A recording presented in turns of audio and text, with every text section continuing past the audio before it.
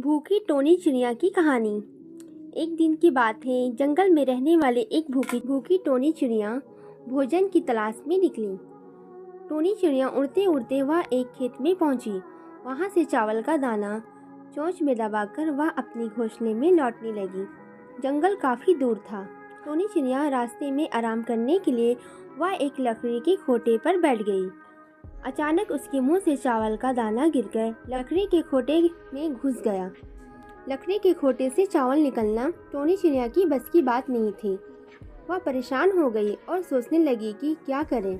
कुछ देर टोनी चिड़िया सोचने के बाद उसने सोचा, क्यों ना बढ़ई की सहायता ली जाए। वह अपनी कुल्हाड़ी से लकड़ी के खोटे को फाड़ देगा तो चावल का दाना उससे मिल जाएगा। वह उड़कर बढ़ई के पास गई और बोली, बड़ी बड़ी खोटा को फाड़ दो, खोटा में हमारा दाना चला गया।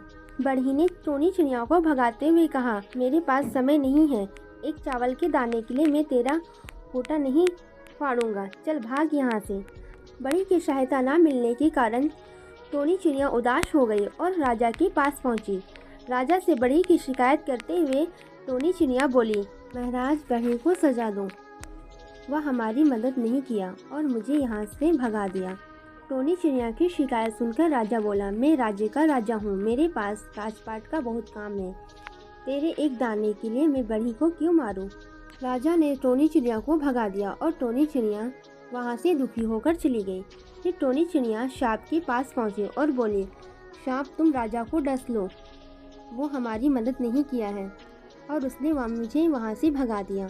फिर सांप ने टोनी चिड़िया से कहा, मुझे अभी सोने का समय है, मुझे परेशान मत करो और भाग यहाँ से। सांप ने भी टोनी चिड़िया को मना कर दिया। फिर टोनी चिड़िया बहुत दुखी हो गई और भूख से उसका बुरा हाल होने लगा।